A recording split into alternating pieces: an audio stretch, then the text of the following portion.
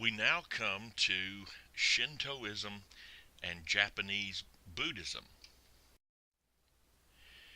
Shintoism, or Shinto, is the oldest and most common faith in Japan. It is very animistic. In Shinto, it is believed that supernatural forces reside in natural objects, mountains, trees, animals, etc. People see themselves as part of the total landscape, not necessarily apart from it, but attempting to live in harmony with it as a part of it. And they're part of the world of spiritual forces. In other words, everything is joined, and humanity is simply a part of that entire system or conglomerate, you might say. The gods did not come from above, but from over the horizon or from another forest, across the lake or river, someplace within the material sphere. There's worship of two major things: nature and ancestors. Said another way, kamis, or dead people. The ancestors can be good or they can be pernicious commies. They can be mischievous and actually doing as much harm as good in the lives of people. There is no sense of transcendence. In other words, something over everything. All things are part of nature and on the same level, including human beings. Everything just blends together because all is sacred in the same fashion.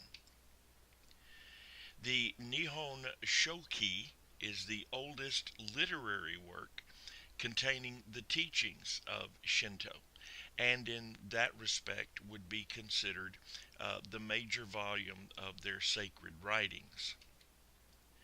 Until 1945, the Emperor of Japan was considered semi-divine, not necessarily fully divine, fully God, but at least semi. And of course, there were those who stepped beyond the semi-divine designation and considered him to be fully divine. But in the main, he was considered semi-divine, and learning Shinto was mandatory.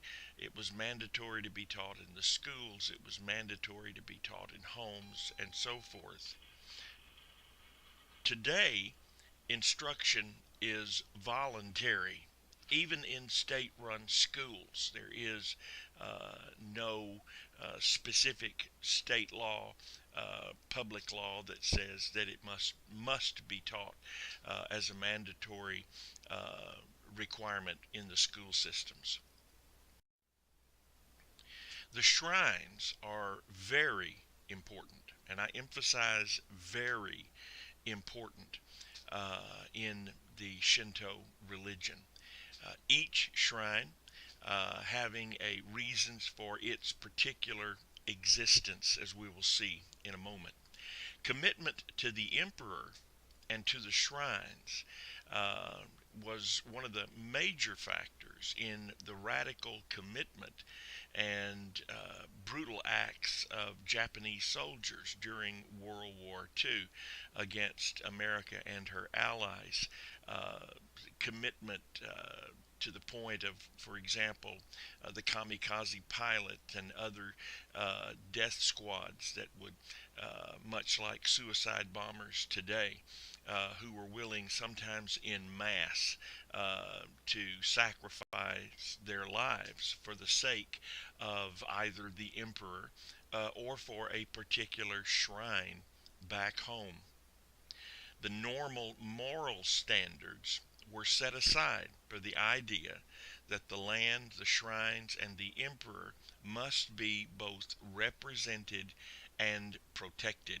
So the normal morality in Japanese life was just put aside for what was considered to be the higher good or the higher cause of protecting the homeland and the emperor. The god or kami of a particular shrine may be a natural object or it could be a legendary person. And by legendary person, I refer to anyone from a great national hero to a very highly venerated family member, a father, a grandfather, a great grandfather, and so forth. Or a natural object. It could be a shrine to a particular lake, it can be a shrine to a particular mountain or forest. Because again, remember, all of these things are considered sacred with some form of divine influence residing within it. At the shrines, visitors follow a pretty, if you will, routine in their visit, and you might say in their worship there. First, they toss a coin into the offering box, always located at very conspicuous entryways. Second, they pull a rope on a clanger, which is normally very loud when it strikes. Third, they clap their hands twice, and then they bow in prayer.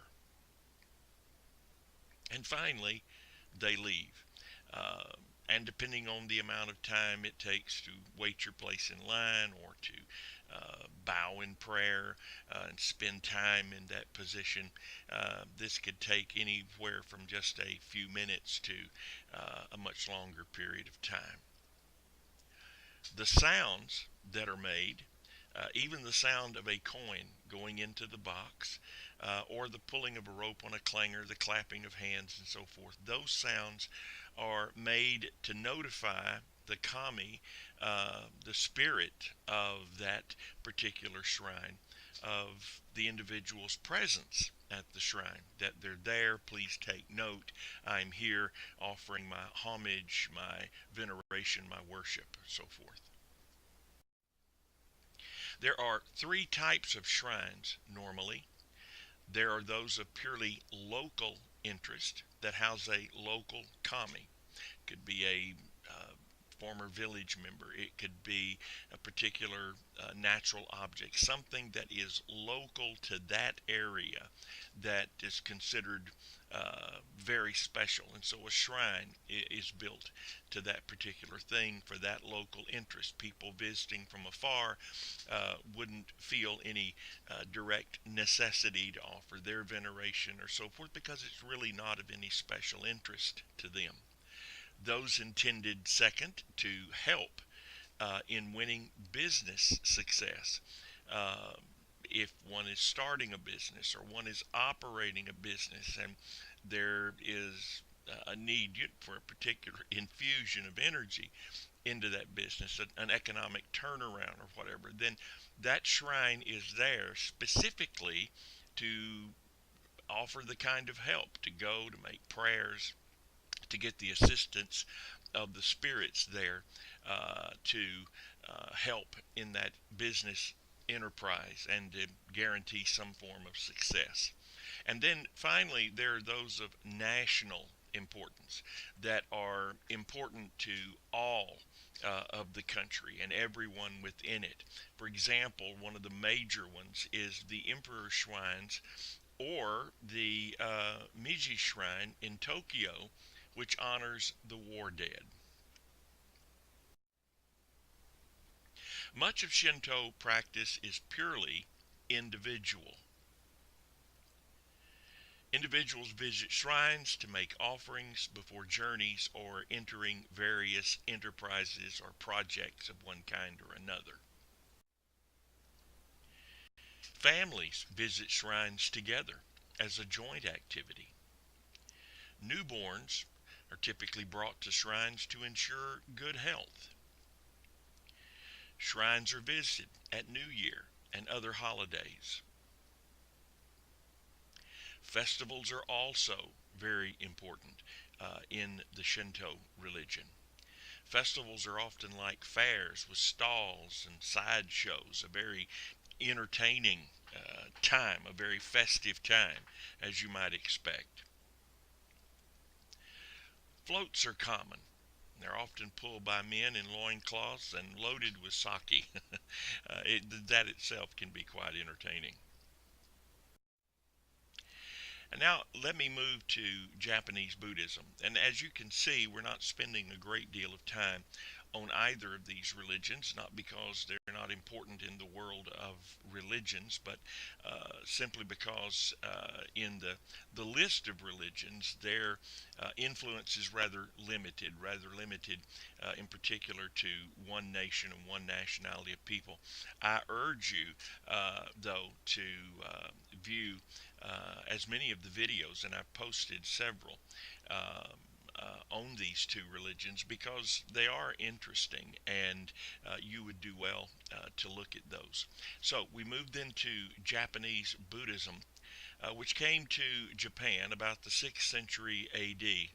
It was established as the national religion in Japan by Prince Shotoku in or around 622 AD, predating Shintoism. In the late 1200s, Zen masters Isai Dogen, or Dogen, built schools to their discipline, teaching mental training by koans, which are puzzling and paradoxical statements used to aid meditation. And they also used seated meditation in the enlightenment position of the Buddha. Japanese Buddhism, is varied.